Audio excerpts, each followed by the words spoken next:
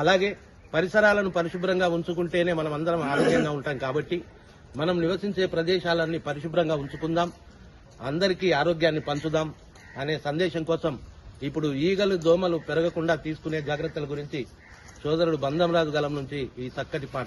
కాలం అసలే దోమల కాలం, ఇంటి వంటి పైన దాడి చేస్తాయి పైలం. ఈగల కాలం